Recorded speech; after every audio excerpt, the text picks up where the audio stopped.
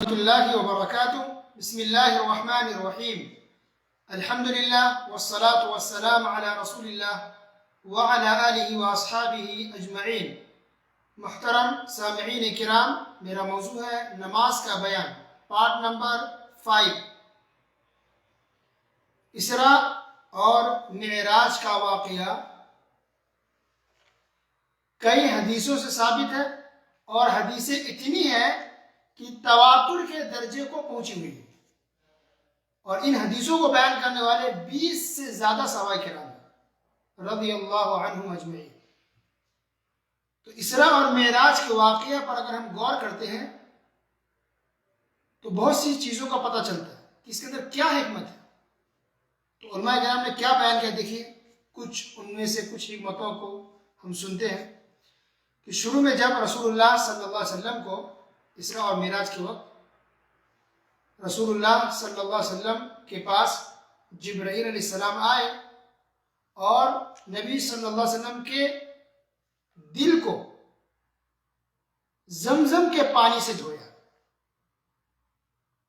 اس سے یہ پتہ چل رہا ہے، یا حکمت کا اندازہ ہو رہا ہے کہ گویا اللہ تعالیٰ کے پاس جا رہے ہیں، مہمان بن کے جا رہے ہیں، تو اللہ سے قریب ہونے کے لیے ایک انسان کو پاک اور صاف ہونا چاہیے، ظاہری اور باطنی دونوں طرح سے۔ وہ تیار کیا گیا پہلے رسول اللہ صلی اللہ علیہ وسلم کو، پاک کیا گیا، پاک ایسے ہی پاک تھے اور بھی اہتمام کیا گیا، سبحان اللہ، ایسے ہی پاک تھے اور بھی دل کو زمزم سے دھو دیا گیا کہ رب کے پاس جا رہا، اللہ رب العالمین کے بارگاہ میں، ان کی دربار میں حاضری دینے جا رہا، تو پہلے دل کو زمزم سے دھویا گیا۔ تو گویا کہ ہم سب بھی نماز کے لیے جب تیار ہوں، عبادت کے لیے جائیں، تو پاک صاف رہنا چاہیے، اس کا اندازہ ہوتا ہے۔ اور پھر مکہ سے نکل کر جب مسجد اقصی میں پہنچے اور رسول اللہ صلی اللہ علیہ وسلم نے نبیوں کی امامت کرائی، یعنی نبیوں کو نماز پڑھائی، آپ صلی اللہ علیہ وسلم امام بنے اور سارے انبیاء رسول پیچھے نماز پڑھے مقتدی بن کر کے، تو اس کے اندر کیا حکمتیں ہیں وہ غور کیجیے۔ نمبر 1 کہ نبی صلی اللہ علیہ وسلم سب سے افضل ہے۔ نمبر 2 کہ تمام نبیوں کا دین ایک تھا، اور وہ دین کیا تھا؟ اسلام۔ تو اسلام ایسا نہیں کہ آخری نبی محمد صلی اللہ علیہ وسلم ہی اسلام لے کر کے آئے اور یہ 1400 سال ہی ہوا بس، اور اس سے پہلے اسلام نہیں تھا، ایسا نہیں ہے۔ اسلام تب سے جب سے انسان ہے، جب سے آدم علیہ السلام ہے تب سے اسلام ہے۔ سب سے پہلا جو انسان ہے وہ آدم علیہ السلام ہے۔ تو جتنی پرانی تاریخ انسان کی ہے اتنی پرانی تاریخ اسلام کی ہے۔ تو جب سے انسان ہے، جب سے دنیا ہے، اس وقت سے اسلام ہے، اور سب سے پرانا دھرم اسلام ہے۔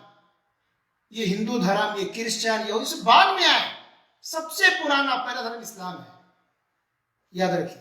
تو تمام نبیوں نے اسلام کو ہی پھیلایا ہے، اور تمام نبیوں اور رسولوں نے اپنی اپنی قوموں کو اسلام کی ہی دعوت دی، لیکن ہوا یہ کہ پھر لوگ بھول گئے، شرک اور کفر میں ڈوب گئے اور اسلام کو بھول گئے، تو پھر آخر میں محمد رسول اللہ صلی اللہ علیہ وسلم آئے اور پھر لوگوں کو اسلام کی دعوت دی۔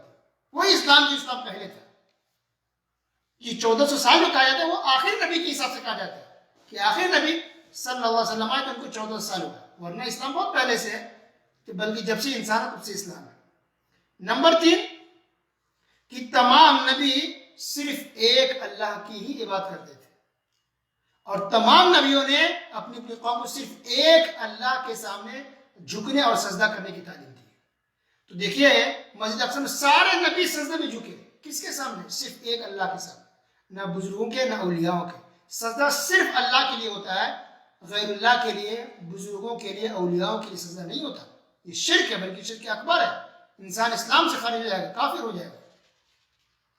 نمبر 4 کہ جب سے دنیا بنی تب سے ابھی تک، بلکہ قیامت تک جتنے بھی انسان آئیں گے، سب کے دنیا میں آنے کا مقصد اللہ تعالیٰ کی عبادت ہے۔ سب اللہ کی عبادت کے لیے آئے، اور عبادت کے لیے ہی اللہ نے انسانوں کو پیدا کیا ہے۔ تو عبادتیں بہت ساری ہیں، ان تمام عبادتوں میں سب سے افضل نماز ہے۔ اب اللہ رب العالمین نے نبی صلی اللہ علیہ وسلم کو اوپر بلایا، 7ویں آسمان کے اوپر چلے گئے، اللہ اکبر، بس عرش سے نیچے تھے. اللہ تعالیٰ عرش کے اوپر ہے تو عرش کے نیچے تھے, لیکن 7ویں آسمان کے اوپر چلے گئے. اللہ تعالیٰ نے ان کو بلایا محمد رسول اللہ صلی اللہ علیہ وسلم کو, اور وہاں بلا کر کے نماز کا تحفہ دیا. تو اب نماز کے بارے میں دیکھیے کچھ باتیں کہ نمبر 1, نماز ایک تحفہ ہے. اللہ رب العالمین نے بطور ایک تحفہ کیا ہمیں دیا. اگر کوئی آپ کو گاڑی دے تو کیا آپ نہیں لیں گے؟ آپ کو کوئی گھر دے دے تحفے میں, آپ کو گھر ملے, نہیں لیں گے؟ اگر آپ کو 15 تولہ سونا مل جائے, مثلا 15 تولہ سونے, بہت سے لوگوں کی شادی ہو جائے گی. بہت سے لوگوں کی شادی رکی ہوئی ہے 15 تولہ سونا کی وجہ سے. اللہ اکبر. آپ کو پیسے ملے, نہیں لیں.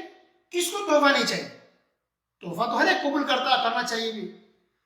تو ان تمام چیزوں سے کئی زیادہ بڑھ کے نماز ہے. ایک قیمتی تحفہ اللہ نے دیا ہے. تو نماز کو ایک بوجھ نہیں سمجھنا چاہیے. نماز, اللہ اکبر, نماز پڑھنا پڑتا ہے, تکلیف ہوتی ہے, اٹھنا پڑتا ہے, کام چھوڑنا پڑتا ہے. نہیں, یہ مت سوچیے, بوجھ مت سمجھیے. اللہ نے بطور تحفہ کے دیا ہے, اس کو خوشی سے قبول کرے اور خوشی سے نماز پڑھے, بوجھ سمجھ کے نہیں, ایک تحفہ سمجھ کے. اور اللہ نے بہت بڑی نعمت دی ہے. یہ نماز بہت بڑی نعمت بھی ہے. آپ بیمار ہیں, اللہ آپ کو شفا یابی دے, اب ٹھیک ہو جائے. اب نہیں چاہتے کہ آپ ٹھیک ہو, اب چاہتے ہیں نا کہ صحت مندی اور صحت مند انسان کا ہونا, ٹھیک ہونا, یہ اللہ کی نعمت ہے. تو نعمت کس کو نہیں چاہیے؟ ہر ایک چاہتے کہ صحت مند رہے, فٹ فاٹ رہے. تو اس سے بڑی نعمت نماز ہے.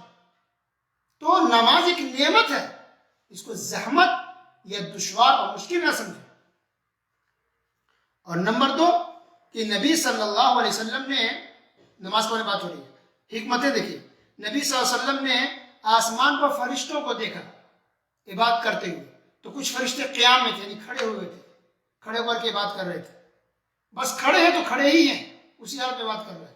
کچھ فرشتے ہیں رکوع کی حالت میں, تو وہ رکوع کی ہی حالت میں ہو, کنٹینیو اللہ کے حکم سے, اللہ نے جیسے ان کو حکم دیا ہے وہ بات میں لگے ہوئے ہیں. کچھ فرشتے ایسے تھے, نبی صلی اللہ علیہ وسلم نے دیکھا ان فرشتوں کو آسمان میں جب گئے معراج کے موقع پر, تو دیکھا کہ کچھ فرشتے ایسے جو سجدے کی حالت میں, وہ سجدے سے اٹھ ہی نہیں رہے, بس سجدے میں, تو کنٹینیو سجدے میں ہی ہے. تو یہ فرشتوں کی عبادت کا طریقہ تھا اور ہے. تو اللہ رب العالمین نے کتنا رحم کیا, کتنا بڑا انعام کیا ہم لوگ پر, کہ اللہ تعالیٰ ان تمام عبادت کی کنڈیشن کو, نماز کی کیفیت کو اللہ تعالیٰ نے ایک رکعت کے اندر جمع کر دیا. تو جو ہم نماز پڑھتے تو قیام بھی کرتے ہیں, کھڑے بھی ہوتے ہیں, رکوع بھی کرتے ہیں, سجدہ بھی کرتے ہیں, یہ ساری چیزیں اللہ نے ایک جگہ جمع کر دی اور ایک رکعت میں ساری چیزیں ادا کر لیتے ہیں. جبکہ فرشتے یہ الگ الگ ہیں. کچھ فرشتے صرف قیام کر رہے ہیں, کچھ فرشتے صرف سجدے میں لگے ہوئے ہیں, کچھ فرشتے صرف رکوع میں لگے ہوئے ہیں. عبادت کی تمام کیفیت کو اللہ تعالیٰ نے ایک رکعت کے اندر جمع کر دیا. یہ بہت بڑا انعام اللہ نے کیا ہم پر.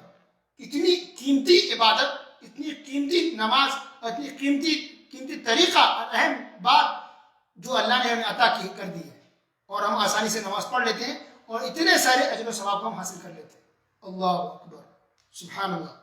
اور نمبر 3 کہ اللہ تعالیٰ سے قریب ہونے کا ذریعہ نماز ہے.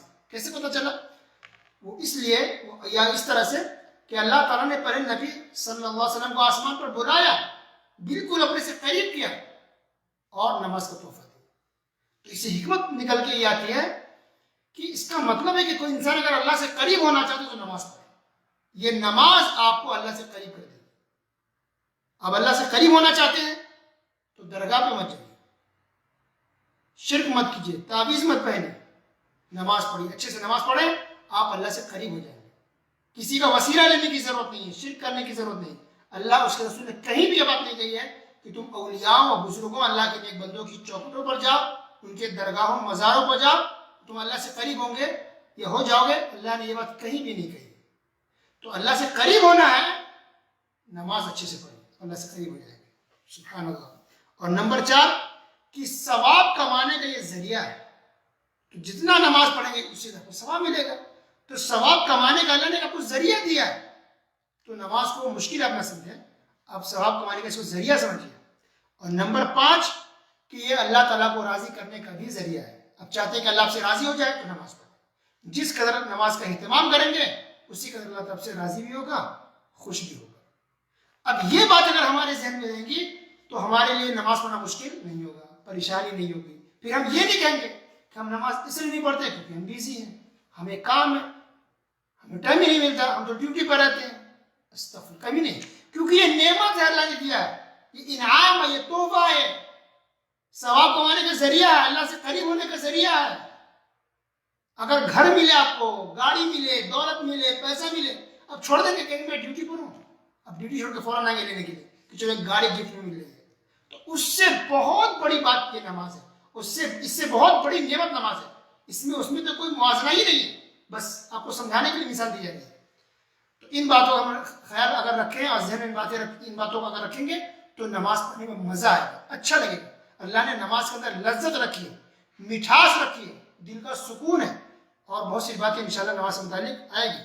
تو اللہ تعالیٰ ہم تمام مسلمانوں کو شوق سے، پیار سے، محبت کے ساتھ نماز پڑھنے کی توفیق عطا فرمائے، آمین۔